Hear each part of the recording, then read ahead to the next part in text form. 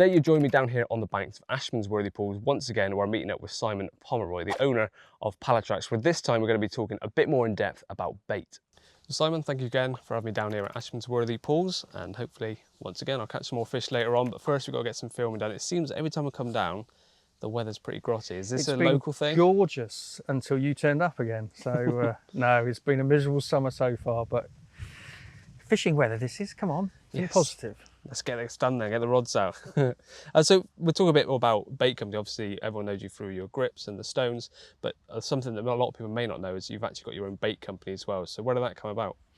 That's the irony actually in the Pallatrax story today. I mean, the bait came before anything else. And it's not the happiest story. I owned a fishery in Dorset called Paddington Lakes, and we had a major fish kill there. And I really started, and it's one of the reasons why I am, and the philosophy of Pallatrax as it is, it really kind of focused on all this bait was going in.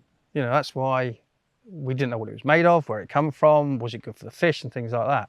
And so I started doing quite a bit of research, and a lot of it wasn't, I was finding things weren't regulated. There was lots of different kind of grey areas. And the way I thought I would combat and actually do more than just an angling bait, create a fishery tool, which I'll talk about in a bit later, but something that was good, but was great for the anglers. So really good baits, highest quality I could make it all ourselves. People came to the fishery, fish were hungry for it because it was food, so they were on it. So the anglers were catching, they were happy. And also it was very much about creating good water quality.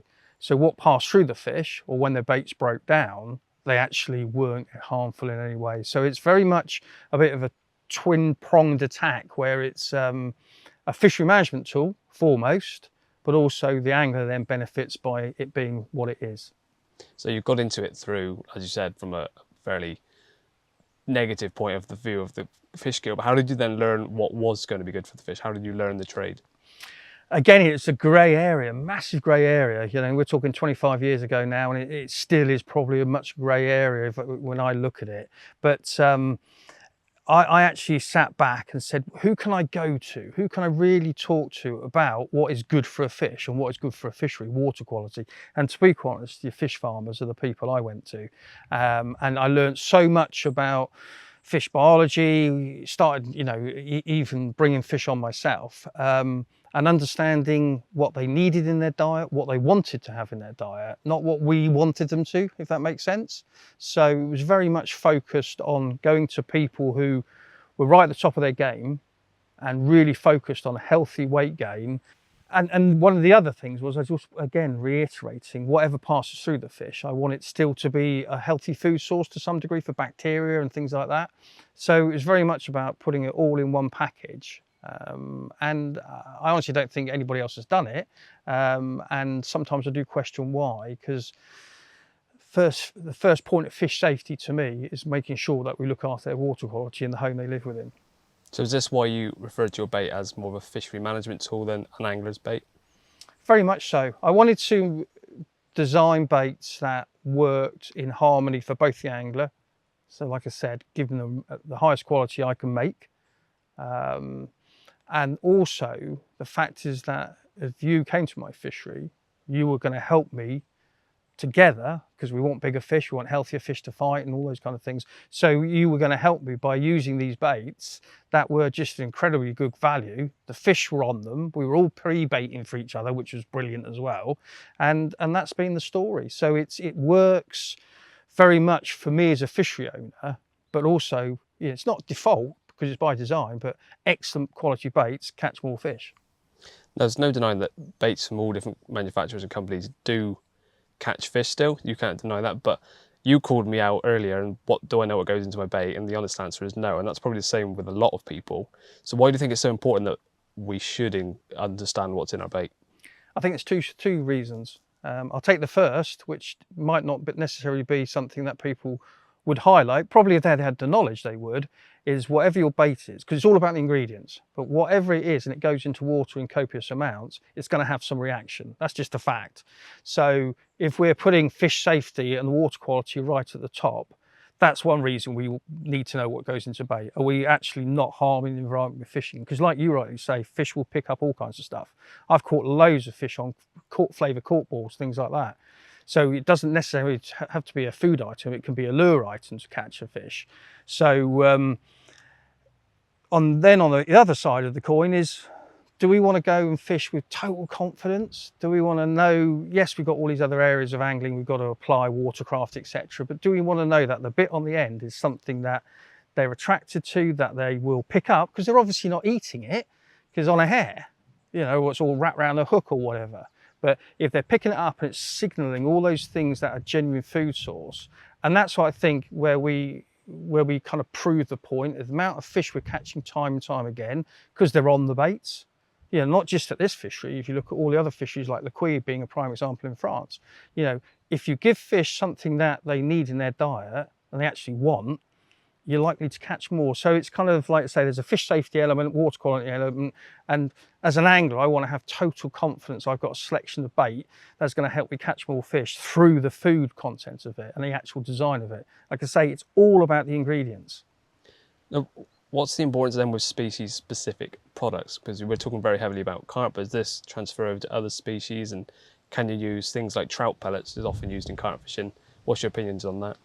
Again, you know, I'm quite happy to stick my head above the parapet. If you look at trout pellet, and I made this mistake with halibut pellet, trout pellet. Used to row out in one of my lakes and dump over a sack of trout pellet, used to get all this oil all over the lake, and I think this was brilliant. And then I started this journey after the fish kill, and I was reading up and researching that, you know, carp with a digestive tract can't deal with trout pellet in copious amounts. It's like bad McDonald's for them. It's not healthy. Don't get me wrong, fish will get caught on it, huge attraction, but anything with an oil content over 15%.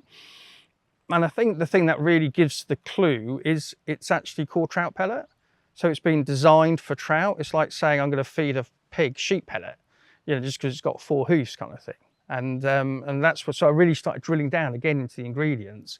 And of course, I don't believe small amounts of trout pellets in a small pick bag or something like that would have a detrimental effect. It's when you're putting loads and loads. Halibut pellet, you know, it's designed for a sea fish. Why are we using it in coarse fishing, kind of the coarse fishing arena? It doesn't actually make any sense. So following on from it being a fishery management tool, you talk about your baits being useful for the whole biomass of a lake. Can you expand upon that a bit more? Yeah, I think this is, you know, this is one of the massive benefits for me and other fishery owners. If what you're putting in there as an angler, we know fish feed on cycles. They're not definitely going to eat your bait all the time. There's lots of things going in. But what there is thousands of different insects and life forms in the fishery.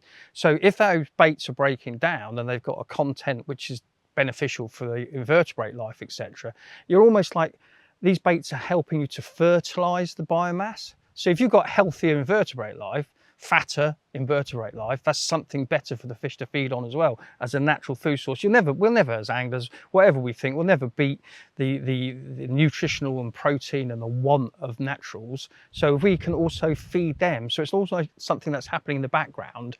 And it's been a prime example here of 𝘃𝗵𝗀𝗲 pools, just to see that what we're doing, and you see like things traveling into the bait, whether it's snails or whether it's other critters, and they're eating it. So it's one of those win-win situations, so everything's catered for. Now I understand that all bait companies should actually be animal feed registered. So what is that to start with? And I'm hoping you're going to say yes. I'm guessing that's why the question's here. Are you animal feed registered? Yeah, and I think we should, it's something that the industry needs to be highlighting. In recent years, through trading standards, through DEFRA, we're getting basically advice, and the advice is like any kind of almost pet industry where we need to be animal feed registered. So basically they have criteria, certainly about dyes and things like that, that we need to obviously be complying for fish safety. It's all about fish safety, water quality safety. So yes, we were one of the first companies. I mean, to be fair, we've always followed that trend of making sure everything is as good as we can possibly put into our baits for all the right reasons. So yes, every good bait company, I would suggest, any bait company that's retailing bait, they should be animal feed registered. Now, despite the fact that everyone should be animal feed registered, I'm sure there are some companies out there that aren't, but you also said a few times that not all baits are created equal. What do you mean by that? Again, it's It's a bit of a strange one. Sometimes I find it hard to articulate, but just because a bait is red, round and smells of strawberries, it's the actual ingredients, as I keep on harking on about, that makes the mass. So, you know, I'm not saying flavour, I'm not saying colour, but they're very low percentages of the actual mass. So if one bait looks the same and one bait looks similar, it doesn't mean they're the same. They might both be red, both baits smell of strawberries, but it's actually the ingredient, the whole makeup of that bait.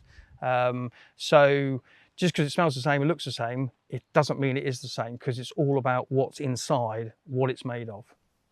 Now, we're not just at your fishery at the moment as well, one of the lovely lakes behind, but I understand the factory is on site as well, where you make all of this bait as well? Yeah, again, I learned the hard lesson, I suppose, about total quality control. You know, I suppose I look at this fishery and I look at all fisheries, it's like a fish tank. And we've got to make sure that if you've got a fish tank, for you, Curly, if you had a fish tank or a pond in the back of your garden, right, full of some really expensive koi, would you let strangers come up and just throw stuff in there? I would suggest you probably wouldn't. And that's no different. I think that's a right of a fishery owner. I know some anglers will probably say, well, that's not fair.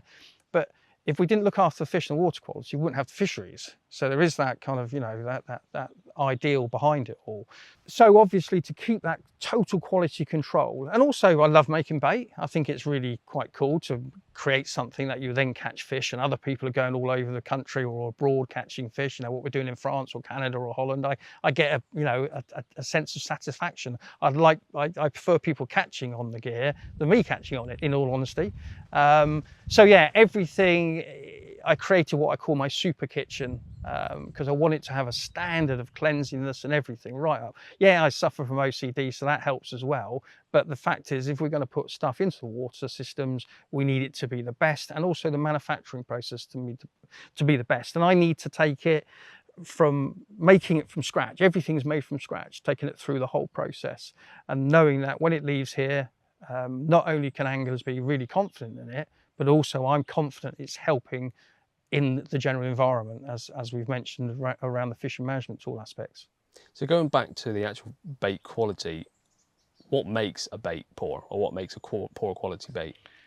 It's physically the ingredients. I can give you an example. I was asked at one stage to commit, it's a company that doesn't exist anymore, so I'm not telling tales or anything like that, but I was asked to make some ground bait once for a company. They sent me the recipe because I got the machines to make, I'm really into my ground baits, and they sent me the recipe. It was 49% dog biscuit meal, 49% breadcrumb, 1% fish meal, 1% flavour powder. I wouldn't want that going in my waters, but it looked the part, it smelt the part, and that's the thing. It's all about what it's made of, and if it's made of poor quality ingredients, it's got no food value to the fish, that is a bad bait. It's bad for the anglers because their confidence cannot be high, knowing it's just on a cheap lure. It might smell lovely, it might look nice and glistening and all that kind of stuff, but it's all about those ingredients. And so a poor quality bait will basically be something that's bulked out with poor quality ingredients that have no right to be in water systems. So you make all your baits on site from scratch, you enjoy doing it, and starting at the very start of the recipe is something as simple as fresh eggs. Why do you still use that, and why do you think that's so important in a bait mix? I will always believe, until proven differently, that I'm doing things as best as I know. And without a shadow of doubt, fresh eggs, though they've doubled in price to me in recent years, creates not just the binder we need to make a boilie with, but also creates an addition of protein, real protein. Now, if you think about it, in nature, what doesn't eat egg? It's full of protein. So I use it both as a food stimulant, food source, if you want to call it that, and also the best quality binder you can get. I'm not into these synthetic binders or any synthetic kind of elements whatsoever. Now, of course, using fresh ingredients and all the top quality ingredients you can get, that's going to have a massive knock-on effect with the price. But so in today's day and age, can you blame the angler for maybe thinking, well, cheaper will be fine? Or do you really think that quality is going to shine through regardless? I think cream always floats to the top at the end of the day. And I think more and more fishery owners, especially now, are being more inquisitive about what baits are made from. I feel sorry for the angler when they're buying something of such, poor value, setting aside the kind of environmental implications for the water quality. The fact is that, yes, we know fish will, like I say, I've caught thousands of fish on a popped up cork ball on the surface and things like that. So they will pick up, they're inquisitive, they will try things, they will mouth things. So you'll always be, picking up fish on poor quality baits, but you will catch more on better quality baits, I would say. The way I look at it, and this is obviously just from Pallatrax's point of view, and I'm sure, like I say, there's some other great bait companies out there, though, we're more of a biomass food source producer, for want of a better. But like I say, great bait companies out there, but it is all about the ingredients, and it's almost like the fairy up liquid kind of dilemma. You pay more for fairy up liquid, you can get a much cheaper thing from the local supermarket, and it's kind of diluted completely. So you're better off paying for something that's more concentrated, using less of it, because that's a very important aspect in fishing. We don't really think when it goes in, are we feeding the fish up? How much does it take to feed the fish up? It's quite a complex topic, especially when people say, I'm fishing over 10 kilo of bait, and you go, well, what is that 10 kilo made of? And they don't know. So is it good? Is it bad? Is it too much? Is it, all these kind of variable questions come into it. But it is the whole bait thing is a very complicated subject, and because we're not severely regulated, I can see anglers, like I say, tough times out there going for cheapest, but sometimes I would suggest cheap is not as good. I just look at my kids' shoes, and we buy these nice flash shoes, and within 2 months the sole's fallen off. They look all right, but what are they? Are they really any good quality? And it ends up being false economy, in all honesty. Unfortunately, at the moment, everything is still going up, and so people are feeling the pinch, so you can see why they might opt for maybe a cheaper alternative. But with the prices of raw ingredients going up and the bait manufacturing costs going up, how will this impact you? And will you be forced to use any bulking agents? No, I will never do it. I'm not going to do it from kind of a holistic point of view. It would be totally hypocritical, totally wrong. At the end of the day, if I have to put my prices up and I keep them as low as I possibly can, I can assure you, if you see the kind of handmade elements and how we're doing stuff, we don't do huge batch runs, we do small runs, so make sure anglers get the best quality bait we can. I'm never going to do it. I'd rather stop the whole thing overnight. What we'll do is we will just have to pass on increases, not an increase. What really frustrates you at the moment, you see people passing on increases. This is nothing to do with the fishing industry necessarily, but they're passing on increases and a profit. So at the end of the day, if something goes up 10% to me, I'm going to have to put it into the mix, and it will have to go up 10%. But at the end of the day, I do believe you pay for what you get as well. So I've got no problem with that. It's a shame that I have to do it, but it's certainly, I'm not going to sit there and go, well, I'm going to have to cut my ingredients now and use a bulking agent, which is going to be detrimental to everything I stand for. So no, it's not going to happen.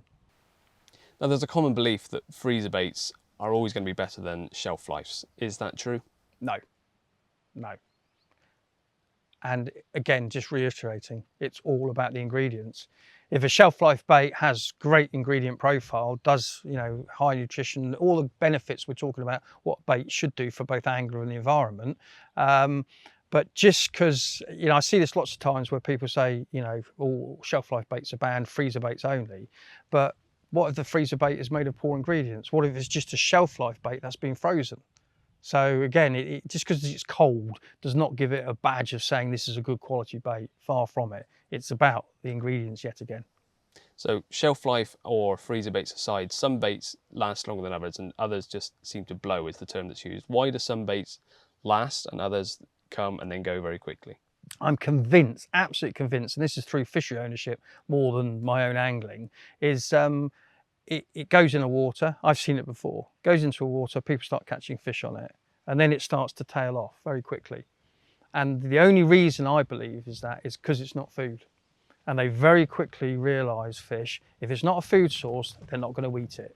And that is what happens. We've seen that, we've done our own tests over the years and things like that. And it's just complete common sense, isn't it? If I gave you, my analogy has always been, if I had this lovely wax apple, it looked the part, smelt the part, I gave it to you and you took a bite out of it, you're not going to carry on going back and biting it again. And when you're thinking about fish, they have to feed to survive. And when they're feeding, they're actually, using energy. So they need to, at the very least, replace the energy they're using. And so they don't eat something that's not food. Just because the human mentality is saying it's a bait, therefore it must be food. Well, if it's not food, fish won't eat it. And that's why bait blows. Now, you've long been known for someone that creates baits in different shapes, namely the 𝘃𝗶𝗱𝗲. Why have you made them in that shape, and do you think it makes a difference? Yes, yeah, without a shadow of a doubt, I wouldn't do it else, to be fair. I don't fish on round baits, and I haven't for over 20 years. And the reason is, it's the machinery makes them round. So it's a topic from debate. We could all sit there over a pint and have a chat about it. But at the end of the day, round baits are made round because of the machinery, because it's the most economical way to produce the shape. Okay, it's not for throwing sticks. Throwing sticks weren't made, and then we made boilies. So the more I looked at it, the more, again, looking at how fish can learn from association. If everybody, you know, I'm trying to talk tiny little variables here. If a fish, an individual fish, has been caught on something round time and time again and can detect that, we don't know because we can't ask them the question, why do I want to fish on that shape? And also I started looking at shapes of the round shape underwater. You look at the front of a submarine, for example, it's round because it displaces water. Yeah. So do I want to fish spitting something out, hoping to hook it on the anti-eject, which is going to travel the fastest underwater, has smooth sides, so nothing to hang it up on. So there was no reason other than the basic economy of scale, I suppose, where it's cheaper to make round shapes. The machinery is there to produce round shapes. It all comes from like the sweet market historically and things like that. So it was then a question of, right, if I'm going to sit there and design a shape, what shape can I produce? And you think, well, square would be good. And you think, well, how the hell am I going to, you know, make square baits and things like that? But I developed a way to making the 𝘃𝗶𝗱𝗲, so you end up with 4 corners. And that gives me the advantages of, I'm not now worried about cross association of a round bait. I've got 4 corners, so when it is ejecting, it's moving, it's oscillating in the mouth, more chance of a hang up. And also when you're fishing on, like in rivers, when we're fishing for barbel or carp or whatever species, it doesn't roll away, it ledges in, and also you can put it on ledges. So it doesn't roll down the banks of fisheries. So if you're fishing, you know, steep margins, it's more likely to hold up. So there's a design behind the whole concept. And it's interesting now because it was something that was poo-pooed and lots of people said, oh, here's Pallatrax, they've gimmicked something. There was never a gimmick. I don't do gimmick. And now seeing some of the what I call major accredited bait companies are now actually replicating and stating for all the reasons I've stated. So, you know what they say, copy is best form of flattery. So, but there is a design behind the shape, and they're a nightmare to make, and they probably cost me twice as much time to make as in the physical making through the machines. It's not an easy process, but if you're going to end up with a benefit at the end of the day, let's put performance over profit and get it right. So that's why 𝘃𝗶𝗱𝗲 are there. Now, that being said, you do still do some round baits because most of us still use them. Some of us still like to use a throwing stick. But one of the ranges is the 𝘃𝗶𝗀𝗲. What was the inspiration behind that? Well, obviously, yeah, we still make round baits. You know, people want round baits, and at the end of the day, when I design something, I very much design it for my own fishing. And if people then, and I have my conclusions, and if people want to migrate to them, fantastic. If not, so we obviously supply round baits. And I'm not saying fish don't get caught on round baits. I'm just looking at all these tiny edges. 𝘃𝗃𝗀𝗲 is, I've always been into natural baits. I think a lot of it came from my fly fishing, early days of fly fishing, when you start to think of entomology and you start to learn about all the different insects, and we're talking thousands of waterborne species of fly. There's all kinds of stuff going on there. The inspiration about 𝘃𝗃𝗀𝗲 basically came from, I don't really know how to explain this without sounding, but you're creating something that will rot. Okay, and in nature, things will eat rotting things. So if I infuse a high quality base mix with a load of natural attractant, so with 𝘃𝗃𝗀𝗲 we're talking silkworm, mealworm and earthworm, and if I then take when I'm making baits, everything gets ground to a dust, and there's 2 reasons for that. One, it emulsifies quicker. Okay, so it gets out, so it leaks out, and secondly, it's easier for a fish to digest. So if you're putting out a bait that isn't using a flavour as an attractor, it's actually using death as an attractor, if that makes sense. That's where 𝘃𝗃𝗀𝗲 comes from, and that's why how I have to use naturals. It makes sense to it, and in all honesty, it's an enigma to some, because they'll smell. We all do it. We're all as guilty as we'll open up a bag of bacon, and I call it the flawed sniff test. We'll go, oh, that's lovely, or oh, I don't like that one, you know, and it smells really like a wet dog multiworm. It's an unobtrusive kind of grey colour, but it's just packed with basically dead insect life, which we know, like silkworm is a massive attractor for carp and things like that. So you incorporate it in a bait, it's breaking down once you put it in the water, so that's why it's literally sending out all of these signals, and so the fish aren't homing in on a flavour in this particular case, they're homing in on what the bait is made of. Now, multiworm's not the only bait range you've got. The other one, or one of the other ones, is jungle bait. Why do you think this has remained so effective for so long? Again, it's just the ingredients. You know, it's when I had Paddington, it was the first bait I developed, so I got a bit of a soft spot for it. And it's tiger nut and peanut flavour with other attractors on a milk protein base, because we only do HMV, we don't do shelf life baits. It's like all the baits, wherever they go, if it's offering a food source and the right attractors, why would it stop working? You know, and that's why we don't keep on bringing out lots and lots of different baits.